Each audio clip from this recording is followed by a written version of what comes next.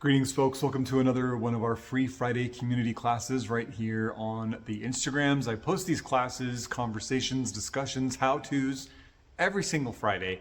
I would love to have you along for the journey. If you haven't subscribed, please do so. Let me know you're out there, and you'll get a little ding, ding every time some new content goes up. So this week, we are having a chat about plant spirit work as spiritual path work, right? So first, let's define both of those things briefly.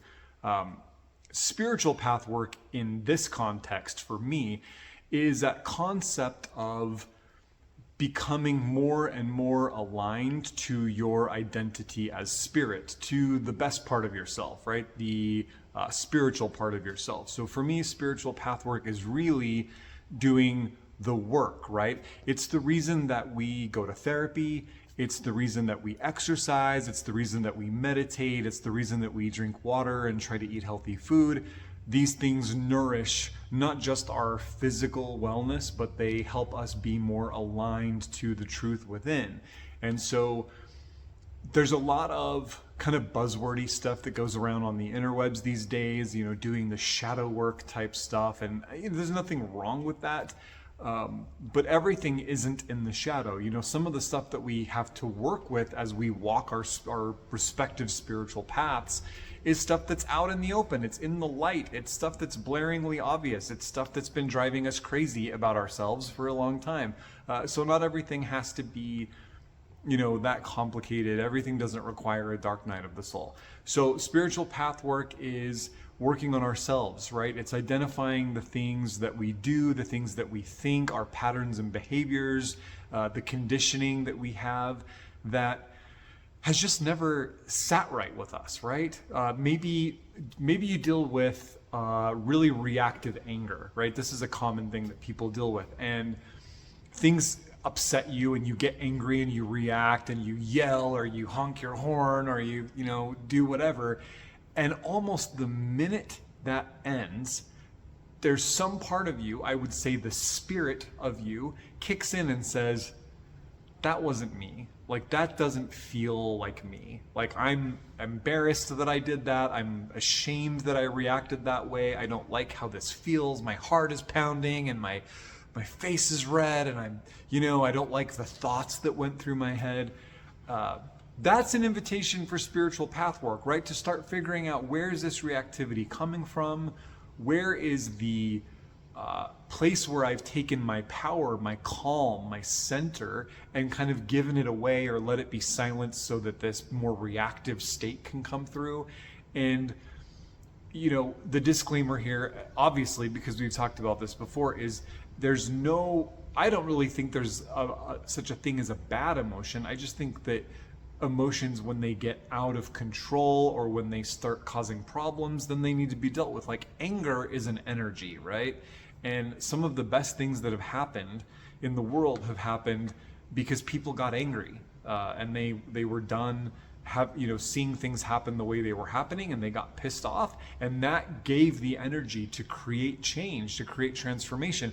Anger is a fiery energy, and fire transforms, right? Fire takes things from one state and moves it into another. And so these energies, they can be super helpful, It's just when they get out of control and when you feel yourself in a place where you're like, this isn't me. So that's what I'm talking about in this case of spiritual path work. Of course, there's probably lots of iterations of that. And then the plant spirit work, right? That we're working with plants to accomplish that. So we're going to keep using anger as the example because I think this is something a lot of us deal with, right? That rather than trying to just navigate it and figure it out ourselves, we are looking at how can we work with the intelligence, the wisdom, the magic, the medicine of plants to help us understand the anger more, right? To help us see it objectively, create a little space between us and the reaction, understand why certain things make us angry. And so the rest of this brief discussion is really just going to be a plug for doing journeys, for doing plant spirit journeys, right? Because here's what people experience who take the time to sit with plants. And I'll use the example of our group because we sit with a different plant every month, right? The day after every new moon, we start a full lunar cycle journey with one plant. We have 29, 30 days to hang out with one plant, learning about them, their folklore, their histories, their relevance in different cultures, their botany, growing them, stewarding them, their magic, their medicine, all of that.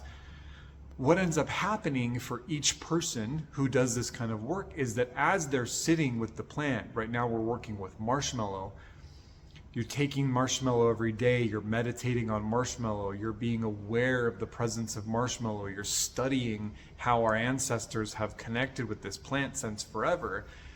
Suddenly, the way, if any, that marshmallow can key one of your spiritual locks starts to become clear, and you start to say, oh, I didn't realize until we started sitting with marshmallow, this softening ally, right? Marshmallow is an ally of softening and cooling. How hard, how rigid, how brittle I had become in a few places within myself, right? There are a few places within me where things had become so dried out, so atrophied, that when I started doing the marshmallow journey with intent, it was like drinking a glass of water when you're dehydrated, right? It's like a breath of fresh air. So what ends up happening after that month is some part of yourself that needed some work got some work. And then the next month we sit with a different plant who brings different intelligence and different presence and different magic and medicine. And they say, oh, look over here at this thing you had no idea was fueling some of the ways that disharmony is creeping into your life, some of the ways that the flow of love, right, which is the ultimate expression of health, that the flow of love, the flow of life energy was being impeded in you. Look at that. And then let's work on it. And then sometimes we get to work with a plant that is challenging because we know, oh, this thing that I know about myself, this plant is gonna bring up, right? So for example, a few months ago, we sat with dandelion root, and I got feedback from several people that were like, it's so funny because our meditations and so much of the Materia Medica and the monograph were about anger, and how dandelion is such an incredible ally at pacifying and cooling the liver and helping us release anger crystallization, anger patterns. And I've just been dealing with that so much. And so you get these plants that we almost choose intentionally, like, okay, what herbs can I work with? What plants can I work with to help me start unwinding this pattern that I don't like in myself? So sitting with the plants, we will always learn something about ourselves, and they will always show us what needs to be shown. And I think with this kind of plant-centered spiritual path work, it's important to remember it's the stuff that we don't feel good about. It's the stuff that I'm not comfortable with in myself. It's the stuff that I see myself do, or I see happening in my mental atmosphere that doesn't land right with me. I don't put a lot of stock in this work with other people's opinions. There are probably time and places for that, right? Like sometimes you go to talk therapy and you have this educated, experienced person who can kind of look at what you're doing and say, hey, this pattern looks problematic to me, and kind of help you unpack it. That's not really how the plant spirit work is. If somebody else is telling you that what you do is a problem, but you feel okay with it, I think that's the end of that, right? And the reason is because I take personal issue with the way that we treat a lot of neurodivergent people, right? That because somebody's behavior is inconvenient to me or uncomfortable to me, even though that person is in their zone when they're doing a stimulating activity or, needs to be by themselves or needs to have headphones, whatever the case is, they're happy. I have a problem because what we end up doing is treating people based on the discomfort they cause others rather than the happiness and joy and selfhood that they experience themselves. So just a sidebar. So plant spirit work, working with the plants, sitting with the plants, learning about how they can address the deeper and more subtle levels of ourself is a very effective form of spiritual path working. You know, I'm a big fan of talk therapy. I'm a big fan of mindful and intentional movement, all kinds of different things. You can bring plants into that. You know, if you're going to therapy to work on grief and loss, you can bring plants into that process to help inform the work that you're doing, the hard work that you're doing, right? To explore that and to figure that out for yourself and to see how you can hold it and honor it in a way that's less painful, you know, that gives you all the wisdom, experience, and memories and none of the constant, you know, sharp, stabby pain, because that's just not how it works. So we'll wrap it up here. You know, the takeaway is, when I encourage people to take a plant, you know, in the clinic sometimes I'll say, look, I'm going to give you this little half-ounce tincture bottle of hawthorn flower tincture.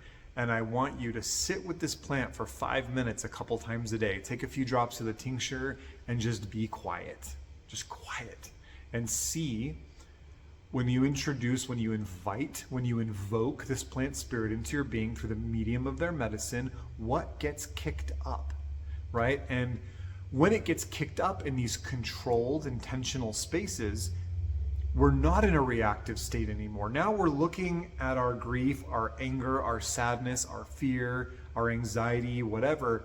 We're looking at it like, because we've called it in, right? Instead of being drowned by it in the moment. And we start to learn and we start to chip away at it, or we start to see it for what it is, or we start to just understand it more. And maybe it doesn't lessen by even 1%, but there's an understanding. So now this thing that we've been avoiding, suddenly we enter into relationship with. Now we're like communicating with it and we're seeing it, and it changes it. Something that felt unbearable 100% before, when we start relating to it, can still be anywhere from discomfortable to straight up painful, but it changes, right? There's something that adjusts. I think that a lot of people have an experience with that. It's very hard to define, but it's there. So come sit these plant spirit journeys with us, or do it on your own. I write about how to do this in both of my books.